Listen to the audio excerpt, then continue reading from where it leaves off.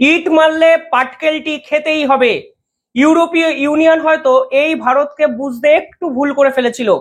তারা ভেবেছিল ডোনাল্ড ট্রাম্পের মতো যদি স্যাংশনে জুজু এই ভারতকে দেখানো হয় তাহলে হয়তো তারা ভারত এবং রাশিয়ার বন্ধুত্বকে শেষ করতে পারবে।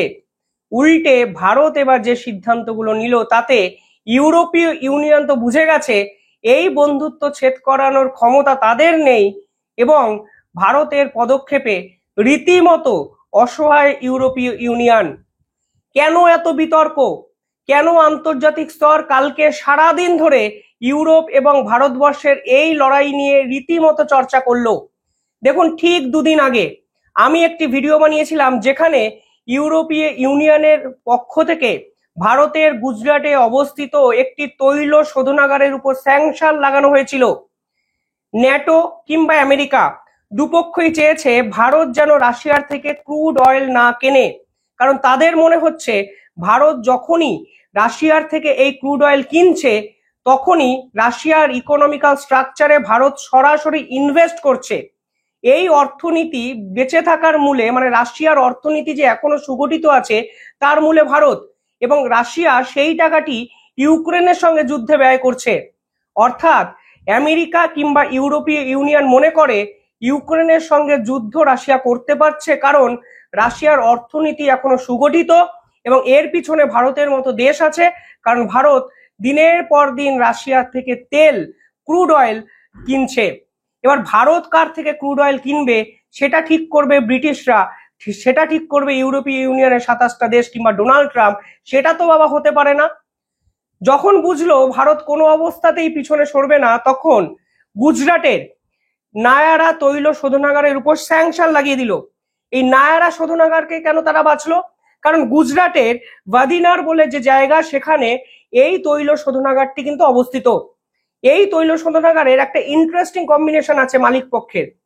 49.13% শেয়ার এইখানে রাশিয়ার একটি কোম্পানি, যে কোম্পানি স্টেট ওড কোম্পানি, তারা কিন্তু কিনেছে, এবং বাকি 49% শেয়ার কিন্তু ভারতীয়দের হাতে আছে। এই রসনেটের কেনা শেয়ার যেহেতু নায়ারা তৈল শোধনাগারে সরাসরি ইনভলভ, তাই তারা এটাকে রাশিয়ার কোম্পানি হিসাবেও ট্রিট করতে শুরু করেছে, এবং ইউরোপীয় ইউনিয়ন এই তৈল শোধনাগারের উপর স্যাংশন লাগিয়ে দিয়েছে। এবার এই তৈল শোধনাগার কি করত? তারা রাশিয়া থেকে ক্রুড অয়েল কিনতো। এই ক্রুড অয়েলটিকে রিফাইন করে কখনো পেট্রোল কখনো ডিজেল তৈরি করত, এবং সেই ডিজেল আবার ইউরোপের দেশেই তারা বিক্রি করত। অর্থাৎ তারা এতটাই বোকা যে ইউরোপের ব্যবসায়ীরা যে তেল নিয়ে বা কিনে তাদের ব্যবসা বাণিজ্য চালাতো, সেই তৈল শোধনাগারের উপর শুধুমাত্র ইগোকে স্যাটিসফাই করার জন্য ইউরোপীয় ইউনিয়ন এই ব্যান লাগিয়ে দিয়েছিল। ব্যান মানে কি? ব্যান মানে হলো এই তৈল শোধনাগার থেকে কোন রকম পদার্থ বা উপজীব্য ইউরোপীয় ইউনিয়নের 27টা দেশ আর কিনবে না। এই তৈল শোধনাগারের ইন্স্যুরেন্স, ব্যাংক অ্যাকাউন্ট যদি ইউরোপ ওরিয়েন্টেড কোনো লিঙ্ক আপ থাকে তা সম্পূর্ণভাবে স্থগিত করা হবে, এবং যারা এই তৈল শোধনাগার থেকে ক্রুড অয়েল রিফাইন করে রিফাইনমেন্ট অয়েল কিনবে তাদের উপরও কিন্তু ইনডাইরেক্টলি স্যাংশন লাগাবে ইউরোপীয় ইউনিয়ন। এইরকম একগুচ্ছ তারা কথাবার্তা কিন্তু বলে এবং অফিসিয়ালি সেটাকে ইমপ্লিমেন্ট করে। সেদিন ভারত কি বলেছিল? ভারত বলেছিল আমরা এসব ব্যান মানি না, ইউনিল্যাটারাল স্যাংশন আমরা অ্যাকসেপ্ট করব না। যদি ইউনাইটেড নেশন সিকিউরিটি কাউন্সিল এই ব্যান লাগাতো আমরা মেনে নিতাম। এটা তো হতে পারে না, তুমি একটি দেশ আমি একটি দেশ, তুমি ইচ্ছা করলে আমার উপর ব্যান লাগিয়ে দিল, আমি ইচ্ছা করলে কালকে জিম্বাবুয়ের উপর ব্যান লাগিয়ে দিলাম। এটা তো হতে পারে না। তুমি আমার ব্যবসা বাণিজ্যের ভিতরে সরাসরি হস্তক্ষেপ করতে পারো না। পাশাপাশি এখানে ইউরোপীয় ইউনিয়নের ডবল স্ট্যান্ডার্ডের কথা ভারত বলে। ভারত পরিষ্কার বলে এই নায়ারা রিফাইনারি থেকে যত তেল পরিশোধন হয় সেই তেল কিন্তু ইউরোপের মার্কেটে যায়, স্পেশালি ডিজেল। তাহলে তোমার ডবল স্ট্যান্ডার্ড গেম কিন্তু তোমার এক্সপোজড হয়ে যাচ্ছে। তুমি এতদিন যে ডিজেল কিনতে তা তো রাশিয়ার ক্রুড অয়েল থেকে বানানো, তুমি এতদিন কিছু বলনি কেন? পাশাপাশি কিছুদিন আগে রাশিয়াও কিন্তু সরাসরি ইউরোপীয় ইউনিয়নের বিভিন্ন দেশের সঙ্গে মানে বিভিন্ন তেল ওরিয়েন্টেড ব্যবসা বাণিজ্য করতো, এবং ভারত বলেছে আমরা তো যা করছি লিগালি করছি, তোমাদের এত গাত্রদাহ হচ্ছে কেন? ভারতের পক্ষ থেকে স্টেটমেন্ট আসে এবং পরিষ্কার ভারতের পক্ষ থেকে বুঝিয়ে দেওয়া হয় কোনো অবস্থাতেই ভারত পিছনে সরবে না, যার রিফ্লেকশন আজকে আমরা দেখলাম যেখানে ভারতের পক্ষ থেকে সরাসরি ইউরোপীয় ইউনিয়নকে আন্তর্জাতিক আদালতে টেনে নেওয়া হলো। টেনে শুধু নেওয়া হয়নি, ইউরোপীয় ইউনিয়নকে আরো জব্দ করার জন্য একগুচ্ছ পরিকল্পনা ভারতের পক্ষ থেকে ঘোষণা করা হলো। একটি একটি করে আসি, আপনাদের বুঝতে সুবিধা হবে। প্রথমত নায়ারা এনার্জি, যে নায়ারা এনার্জিকে নিয়ে এত বিতর্ক, ভারতের একটি কোম্পানি যেখানে রাশিয়ার 49% শেয়ার আছে, তারা 3টে স্টেপ নেবে বলেছে।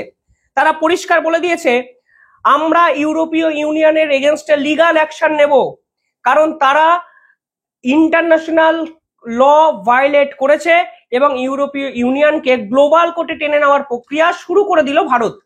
অর্থাৎ আন্তর্জাতিক আদালতে এবার ওদের বলতে হবে যে কোন আইনে তারা এই ধরনের স্যাংশন লাগালো। ওয়ার্ল্ড ট্রেড অর্গানাইজেশনে কোনো ধরনের স্যাংশনের কথা এক্ষেত্রে কিন্তু বলা নেই। তুমি ডোমেস্টিক সেফগার্ড করতে পারো, কিন্তু এক্ষেত্রে তুমি তোমার ডোমেস্টিক মার্কেটে প্রশ্নই আসছে না, কারণ তোমার থেকে ভারত কিছু কিনছেই না, কিনছে রাশিয়ার থেকে, বিক্রি করছে তোমায়। তোমার এত কিসের সমস্যা? এটাকে আন্তর্জাতিক আদালতে বলতে হবে ইউরোপীয় ইউনিয়নকে। ভারত প্রক্রিয়া শুরু করে দিল। পাশাপাশি যেটা সব থেকে বেশি ইন্টারেস্টিং স্টেপ, ভারত ইউরোপীয় ইউনিয়নকে ডিজেল পাঠানো বন্ধ করে দিল। এর ফলে সব থেকে বড় ক্ষতিগ্রস্ত হবে ইউরোপীয় ইউনিয়নের 27টি দেশ। ভারত ইউরোপকে ছেড়ে এখন আফ্রিকা এবং এশিয়াতে ডিজেল পাঠানো আজকে অফিসিয়ালি শুরু করেছে। ফলে ইউরোপীয় ইউনিয়নের যে ডবল স্ট্যান্ডার্ড, সেই ডবল স্ট্যান্ডার্ড উন্মোচন করে ইউরোপীয় ইউনিয়নের পিছনে ছুরিটা মেরে দিল ভারত। তুমি যখন আমার থেকে ডিজেল কিনছো তখন তুমি কোনো অপরাধ করছো না, আর আমি রাশিয়ার থেকে ক্রুড অয়েল কিনছি, আমি অপরাধ করেছি। লজিকটা কি? এর পিছনে লজিক কি আছে? মানে এইভাবে তো সম্পর্ক বিল্ড আপ হয় না। তুমি যার তার উপরে স্যাংশন লাগিয়ে দেবে, তোমার কোনো ভিত্তি নেই, তোমার কোনো কথাবার্তা চিড়িচাপটা নেই। তুমি করতে কি চাইছো? তুমি রাশিয়ার সঙ্গে যুদ্ধ লড়ছো, আমরা তো বলছি আমরা যুদ্ধ সমর্থন করি না, তাহলে কি আমরা ইউক্রেনের সঙ্গে যুদ্ধ লড়ছি? প্রধানমন্ত্রী নরেন্দ্র মোদী নিজে ইউক্রেনে গেছেন। কে কার সাথে লড়াই করবে সেটাকে আমরা ঠিক করব? তুমি তো পাকিস্তানের সঙ্গে সম্পর্ক রাখো, আমি কি ইউরোপীয় ইউনিয়নের উপর স্যাংশন লাগিয়েছি? লাগাইনি তো। ফলে স্পষ্ট এরকম বিষয় কিন্তু উঠে আসছে। 3 নম্বর যে ধামাকাটা দিয়েছে তা রাশিয়ার পক্ষ থেকে দেওয়া হয়েছে। এই স্যাংশন লাগানোর পর ইউরোপীয় ইউনিয়ন ভেবেছিল যে রাশিয়া হয়তো পিছিয়ে যাবে কিংবা ভারত হয়তো পিছিয়ে আসবে। সেখানে রাশিয়ার পক্ষ থেকে কি ঘোষণা করা হয়েছে জানেন? তারা 70,000 কোটি টাকা অতিরিক্ত ইনভেস্ট করছে নায়ারা এনার্জিতে। তারা নতুন করে বিল্ড আপ করছে ইনফ্রাস্ট্রাকচার। তারা আরো ভালো রিফাইনারি অয়েল আন্তর্জাতিক স্তরে ছড়িয়ে দিতে চাইছে। অর্থাৎ ইউরোপীয় ইউনিয়ন রাশিয়ার সঙ্গে ভারতের বন্ধুত্ব তো ভাঙতে পারলই না, উল্টে পুতিনের পক্ষ থেকে ঘোষণা চলে এসছে 70,000 কোটি টাকা নতুন করে ইনভেস্ট করা হচ্ছে ভারতের নায়ারা এনার্জিতে। এবার কি করবে ইউরোপীয় ইউনিয়ন? প্রশ্ন তো উঠেই যায়। কালকে একটি রিপোর্ট দেখছিলাম যেখানে বলা হচ্ছে বিপি, একটি শিপ, বিপি মানে ব্রিটেন পেট্রোলিয়াম, ব্রিটেন বা ব্রিটিশ পেট্রোলিয়াম, মাফ করবেন, ব্রিটিশ পেট্রোলিয়ামের একটি শিপ ভারত থেকে গেছে, কিন্তু সেই পেট্রোলিয়ামে কোনো ডিজেল ভারত পাঠায়নি। অফিসিয়াল একদম খবর সামনে চলে এসছে। ভারতের রয়্যাল মিনিস্টার হরদীপ সিং পুরী পরিষ্কার বলেছেন যদি ইউরোপীয় ইউনিয়ন আমাদের তেল না নেয় বা ডিজেলকে আমরা ওদের তো পাঠাচ্ছি না, উল্টে আমাদের কাছে অনেক সোর্স আছে, আরো বিক্রি করারও সোর্স আছে, ক্রুড অয়েল কেনারও সোর্স আছে। আমাদের আতঙ্কগ্রস্ত হওয়ার কোনো কারণ নেই। আমরা ব্রাজিল থেকে নিতে পারি, আমরা বিভিন্ন জায়গাতে আফ্রিকার বিভিন্ন দেশ থেকে নিতে পারি। অর্থাৎ পরিষ্কার বোঝা গেছে ভারতের কোনো টেনশনের কোনো জায়গা নেই। কিন্তু এবার ইউরোপীয় ইউনিয়ন কি করবে? তারা তো ভারতকে বশ করতে পারলো না। তারা কি করবে? ভারতের সঙ্গে সম্পর্ক ছেদ করবে? পারবে তারা? 140 কোটির মার্কেটকে অ্যাভয়েড করতে তারা পারবে? পারবে না। ডোনাল্ড ট্রাম্প চেষ্টা করেছিল। ডোনাল্ড ট্রাম্প WTO-তে গিয়ে, ওয়ার্ল্ড ট্রেড অর্গানাইজেশনে গিয়ে সিলভার, অ্যালুমিনিয়াম, অটোমোবাইল পার্টসের উপর ট্যারিফ লাগিয়ে দিয়েছিল। ভারত বলেছে তোমাদের উপর আমরা এই ট্যারিফটা লাগিয়ে দিলাম, পাল্টা রেসিপ্রোকাল ট্যারিফ, কারণ তোমাদের এই ট্যারিফের পর আমাদের $725 মিলিয়ন ক্ষতিগ্রস্ত হচ্ছে।